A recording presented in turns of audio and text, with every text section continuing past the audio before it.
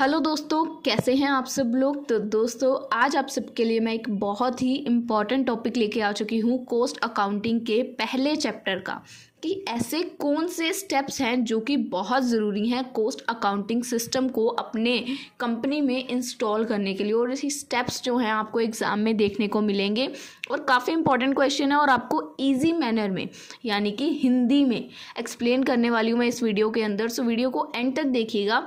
और दोस्तों, आपकी इन्फॉर्मेशन के लिए एक बात और बताना चाहूँगी कि chapter first nature and scope of cost accounting, जो हमारा कॉस्ट अकाउंटिंग का चैप्टर है फर्स्ट, उसकी मैंने एक प्लेलिस्ट बनाई है। उसी के इंपॉर्टेंट टॉपिक्स हम लोग कवर कर रहे हैं। अभी हम लोगों का ये 4th टॉपिक है। इसके पहले हमने 3 टॉपिक इस चैप्टर के कवर किए हैं जो कि बहुत इंपॉर्टेंट है। ये 4th है और इसके बाद एक और आएगा। टोटल 5 टॉपिक्स हैं इस पहले चैप्टर में से जो कि बहुत इंपॉर्टेंट है। तो आपको एक प्लेलिस्ट में ये 5 टॉपिक्स मिल जाएंगे, जो कि वीडियो के एंड में भी मिल जाएगी प्लेलिस्ट आपको, और वीडियो के डिस्क्रिप्शन में भी मैं उसका लिंक शेयर कर दूंगी ताकि आपको फाइंड आउट करने में कोई दिक्कत ना आए। चलिए अब वीडियो को करते हैं स्टार्ट। टॉपिक क्या है हमारा कि steps for installing cost accounting system.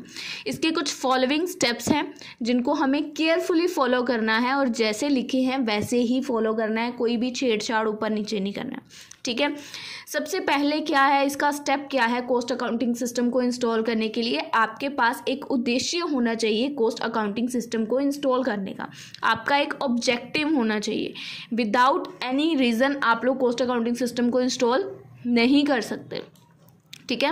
Heal installing the cost accounting system, जो आपका ऑब्जेक्टिव है वो आपको फाइनलाइज करना पड़ेगा कि एक्चुअल में हमारा मेन मोटिव क्या है इस सिस्टम को करने का, कि आप क्या मटेरियल मैनेजमेंट करना चाहते हो, प्राइस को सेलिंग प्राइस है जो उसको फिक्स करना चाहते हो, ऐसे ही आपके और क्या ऑब्जेक्टिव है वो आपको फाइनलाइज करने हैं, चेक करने हैं, ध्यान में रखने हैं।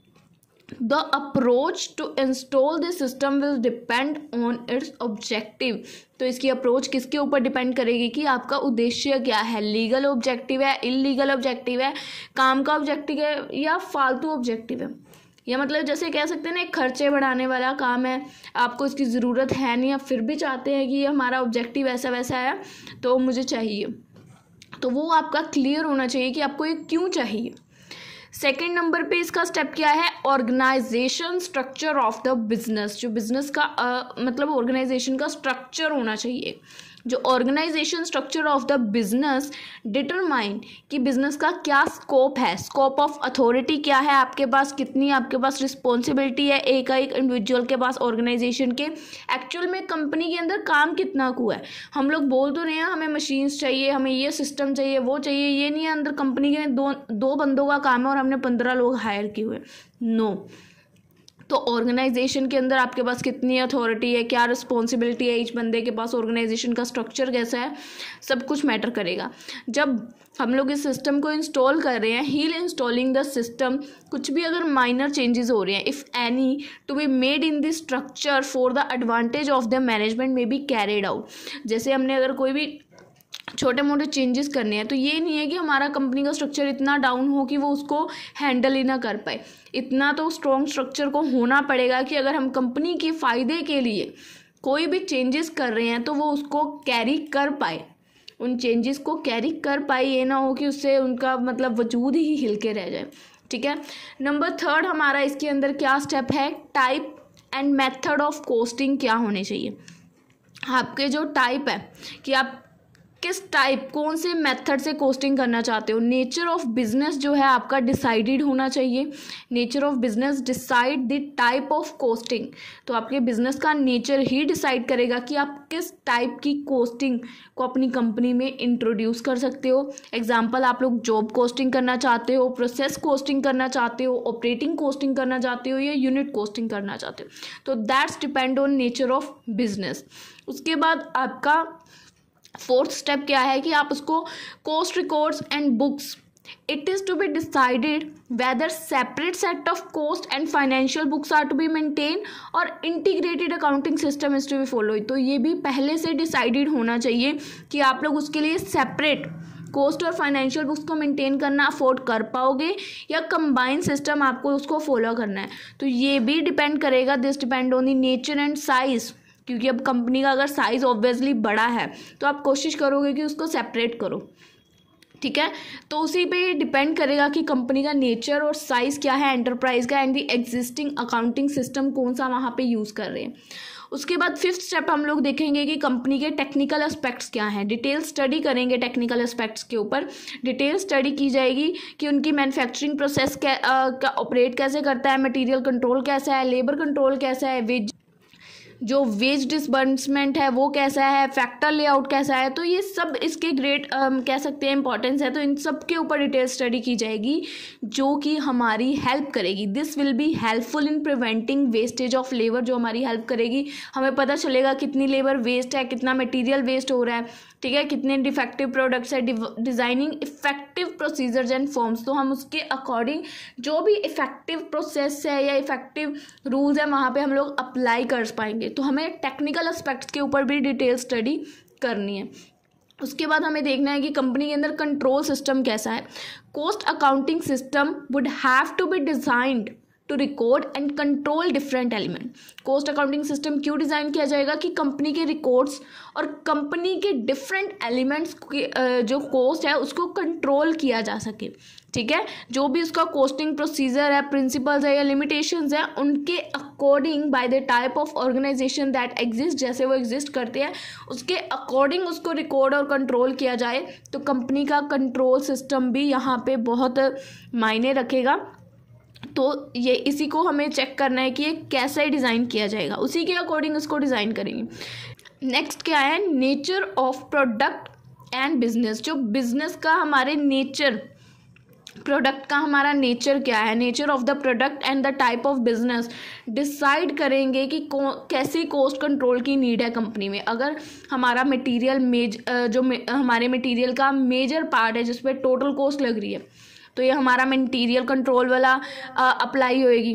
पर अगर हमारी ज़्यादा कॉस्ट लेबर के ऊपर लग रही है, if labour constitute major portion of total cost, total cost हमने देखना है हमारी मटेरियल पे लग रही है ज़्यादा या लेबर पे ज़्यादा लग रही है, तो उसी के अकॉर्डिंग हम लोग उसको कंट्रोल करेंगे ना। अगर तो हमारी मटेरियल पे लग रही है तो मटेरियल को कंट्रोल करेंगे हम लोग, और अगर हमारी लेबर के ऊपर लग रही है तो to be control with special emphasis, तो हमें उसको भी कंट्रोल करना पड़ेगा।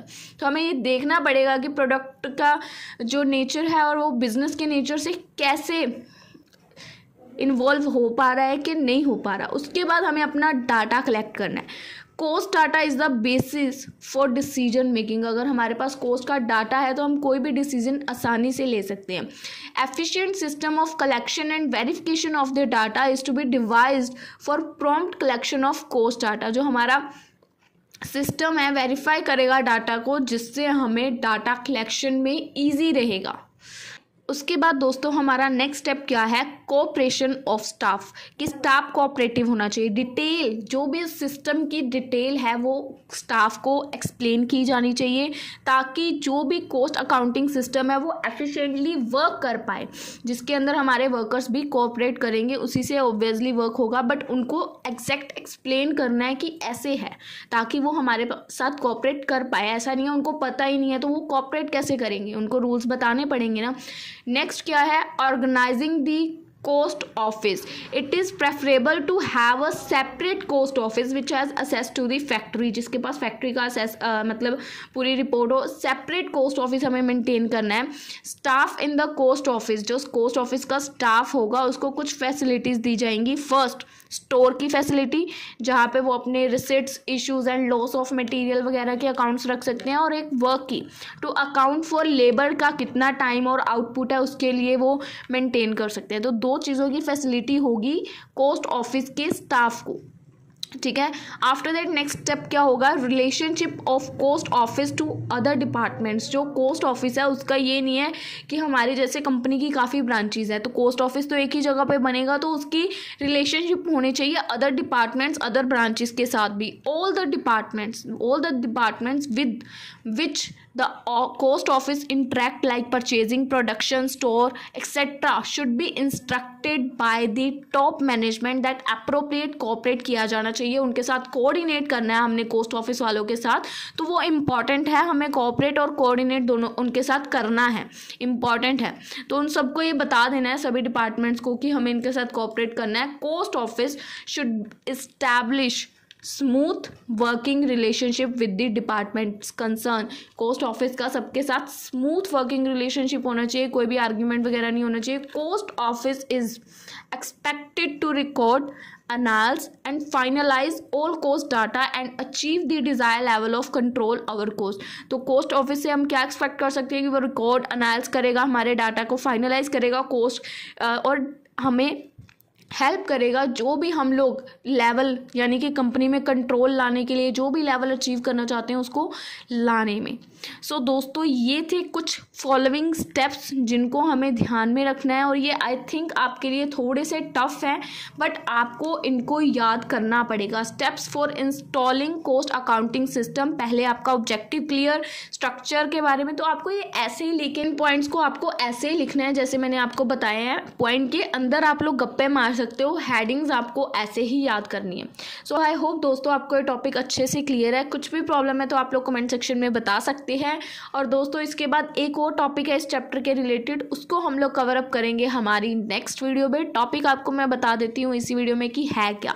Coast accounting is an unnecessary luxury for business establishment. ये एक स्टेटमेंट है जो कि हमें क्वेश्चन में आई हुई है पेपर में, तो इसको हम लोग नेक्स्ट वीडियो में एलैबोरेट करेंगे, एक्सप्लेन करेंगे। सो अब हम आपसे मिलेंगे अपनी अगली वीडियो में, तब तक के लिए गुड बाय।